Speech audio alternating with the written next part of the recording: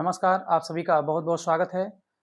आज हम लोग पढ़ने जा रहे हैं अनुस्वार और अनुनासिक तथा अनुस्वार और पंचमाक्षर, इनका उच्चारण स्थान और इनसे संबंधित कुछ महत्वपूर्ण नियम, जिनसे यह पता चलता है कि इनका उच्चारण कैसे होगा और इनका प्रयोग किस तरह से किया जा सकता है। तो आइए जानते हैं सबसे पहले अनुस्वार और दूसरा है अनुनासिक। अनुस्वार को हम इस तरह से लिखते हैं और अनुनासिक को चंद्रबिंदी की तरह लिखते हैं। सबसे पहले जानते हैं कि अनुस्वार का उच्चारण स्थल कैसे होता है। तो हम यह देखते हैं कि इसके उच्चारण में नाक और मुंह का प्रयोग होता है, लेकिन नाक का अधिक प्रयोग किया जाता है, मुंह का प्रयोग कम होगा। जैसे अंग,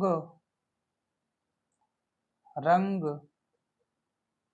ढंग, इस तरह से आप देखेंगे अंग, नाक का प्रयोग अधिक हो रहा है।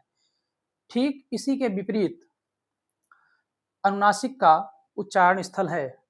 यहाँ सबसे पहले मुंह का अधिक प्रयोग होगा, नाक का कम। मुंह का अधिक प्रयोग होगा, यहाँ पे आप अधिक लिख लीजिएगा, अधिक प्रयोग होगा, और नाक का कम, मुंह का अधिक प्रयोग इसमें अनुनासिक में। जैसे चांद, मुंह,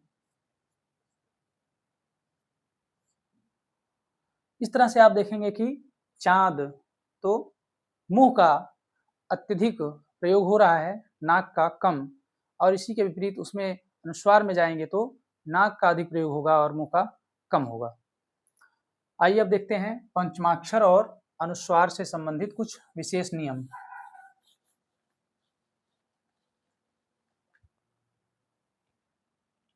सबसे पहले पंचमाक्षर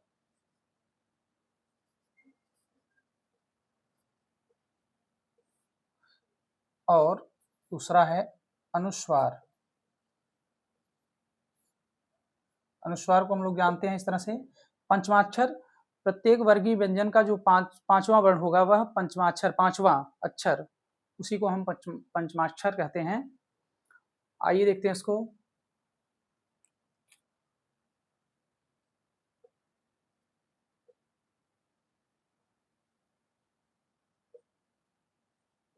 ये 5 वर्ण पंचमाक्षर से संबंधित हैं, इन्हीं को हम कहते हैं पंचमाक्षर। इनसे संबंधित नियम को जानते हैं। संस्कृत के नियम के अनुसार यदि किसी शब्द का अंतिम वर्ण वर्गीय व्यंजन का है और तो उससे संबंधित जो 5वां वर्ण होगा वह उसके पूर्व लिखा जाएगा। जैसे गंगा है, समझने के लिए लिख रहे हैं गंगा, तो यह लास्ट में गा है, इसके पहले हम क्या लगाएंगे, अंगा लगाएंगे, क्योंकि का खा गा घा ङा, तो ग, अंगा और गा, इस तरह से लिखेंगे। या तो इस तरह से भी लिख सकते हैं आप, ऐसे भी लिख सकते हैं, अंग, अ,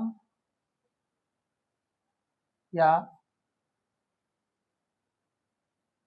इस तरह से इसे हम लिखेंगे, और यह संस्कृत के नियम के अनुसार है और सही है। दूसरा है अनुस्वार। अनुस्वार यह कहता है कि श्याम सुंदर दास और उनके अन्य सहयोगी कहते हैं अनुस्वार संबंधित नियम के बारे में कि यदि कहीं पर भी पंचमाक्षर है तो उसके स्थान पर सदैव अनुस्वार का प्रयोग करिए। जैसे गंगा, तो यहाँ पर अनुस्वार का प्रयोग होगा, न कि पंचमाक्षर का। जैसे हिंदी,